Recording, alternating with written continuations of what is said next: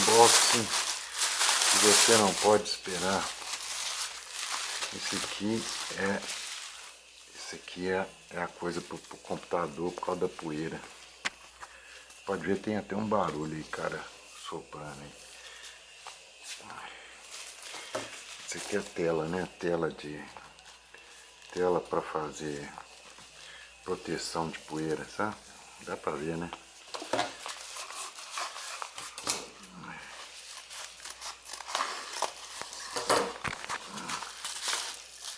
Ah, isso aqui é uma fita com imã para usar com isso aqui, ó. Eu vou cortar ela assim, ó, tal, para poder fazer os filtros de poeira.